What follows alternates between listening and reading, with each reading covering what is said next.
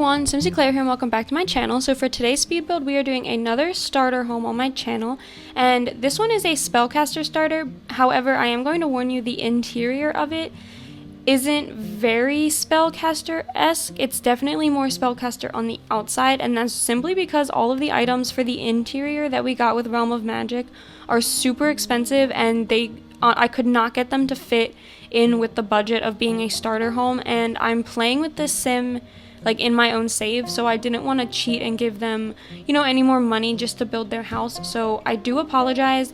I definitely tried my best. I give them a couple of the Spellcaster like artworks and a couple of like the wall decorations, but it's not like there isn't a giant cauldron sitting in the middle. Although there is a cauldron out back, I will say I do get a little cauldron area in the backyard, as well as a little garden for them to grow their magical plants, because this sim is a purveyor of potions, which means she has the potions aspiration, one of the ones that came with Realm of Magic. So she prefers like the potion making end of magic. So I did give her a little garden for her to create, like to grow her own magical herbs, and we only got 2 magical plants, which I'm a little annoyed about because I know that there are plenty more, but a lot of like regular garden items also work in their potions. Like they need apples for some of them and a couple of different like vegetables and stuff, so that's why I gave them a garden. And then off to the right is a little outdoor potion area. I figured that they could go get their stuff from the garden and then walk over, because the yard's very small. You can see this is a smaller lot, but I figured they could just walk right over to their potion cauldron, and it would be a little bit, easier for them. And not to mention, I could not fit the cauldron in the living room because it was too small, and a basement would have been too expensive. So it just kind of worked out with the whole starter home thing. But going into this, the shape of the house came together rather quickly. I really wanted to do like another classic cottage shape, which I know I do those a lot on my channel, but with the changing of seasons coming, I've been really feeling like more rustic cottagey builds. In fact, the speed build going up on Friday is going to be a part of my base game and 1 pack series. It's going to be base game and laundry day. So obviously that pack definitely lends more towards rustic living to begin with. In fact, I think that might be even what I named the build. I think I might have called it rustic living. But it's an A-frame style house, and I haven't done an A-frame, like a complete A-frame on my channel yet, because I always get, I don't really like sometimes how, I couldn't really figure out how to get it to work. And then when I did, I was just like, that's not exact how, like, because the roof pieces sometimes don't clip together as well as they should, but I really liked how it looked with all the laundry day stuff, so I'm excited to share that one with you guys once we get there. But this one, it's not as rustic. This one's a little bit, because it's definitely more, because it has all the Realm of Magic stuff in it, so this one's a little bit more fairy tale-esque than the other one. So I hope that that's okay that I'm doing 2 kind of more cottagey builds in the same week.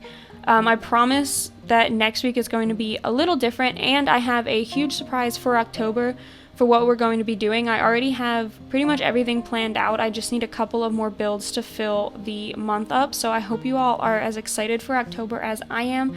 But going into finishing up the landscaping, you saw I skipped over some of it, but I left in this little bit of me trying to figure out how to do the path. I don't know if you guys have this issue, or maybe it's my computer, but the terrain paint, when they do the stones with the grass underneath, the grass never matches the grass that comes loaded in the lots.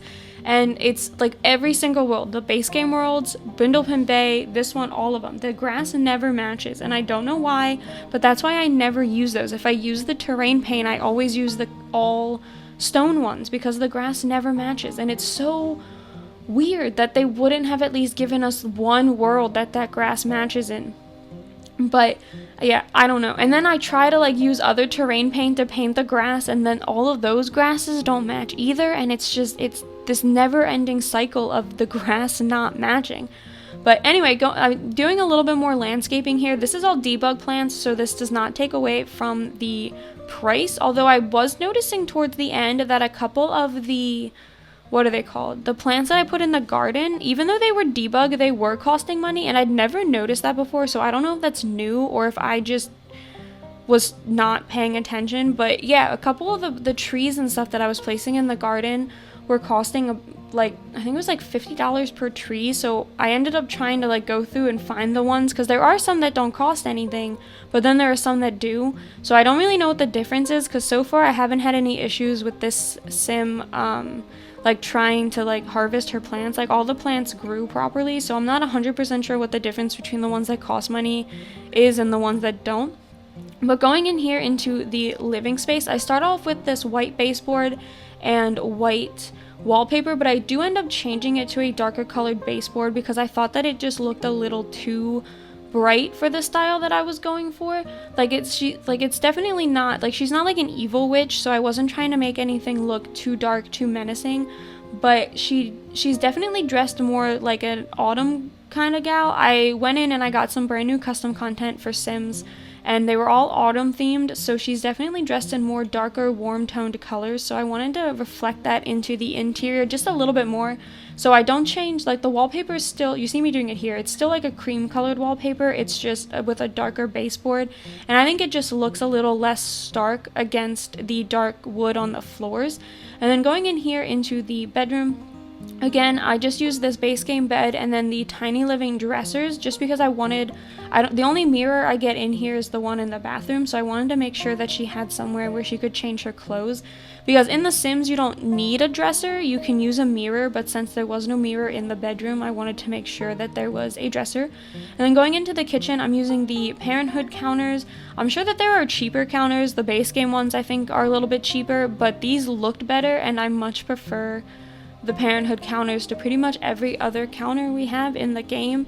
I'm really hoping the next expansion pack comes with more counters, but yeah, so that's why I chose to use the Parenthood ones. But me hanging up that little wall decoration there did remind me, so I posted this lot to the gallery before I play tested it, and I have to tell you guys that that little herb thing does block the counters from working, and those are the only counters that don't have any clutter on them, so you do have to just raise that herb thing up just a little bit more just to get it out of, or delete it depending upon how you want to work it, but it does block the counters. I didn't think that wall decorations could do that, and it's kind of a little dumb because in real life if something was hanging on the wall, it really would not affect how you were doing your like cooking on the counter. So I thought that it was a little dumb, but it's okay.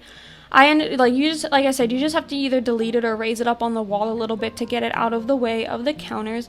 But going around, you saw I was changing around the flooring a little bit, and now I'm changing the fencing, and that's because I ran out of money for the cauldron. So I did change, so the fencing, I was using a get together one, but I switched it over to this island living one, and then I'm just adding some terrain paint to make it look a little bit like an outdoor patio, I guess, because the patio technically that I gave them right by the stairs doesn't really have a lot of space, so I did decide just to do like a little terrain paint patio. And then I'm trying to use up the rest of the money to get some more paintings up, so that way the walls aren't completely bare, and all of the Realm of Magic ones were a little bit too expensive, so I did have to go with some base game and other pack ones. And then I'm cluttering up the kitchen quite a little bit. This is where the counters become unfunctional, just because I decided that what I had wasn't enough. And then I'm going to go outside and fill up the garden area. I used some autumn weather plants and then also the magical plants that we got from Realm of Magic just to help her with her potion making. But besides that, that is it for this build. So I hope you all enjoyed this one. If you did, please leave a like and be sure to subscribe to my channel, and I will see you all next time. Bye!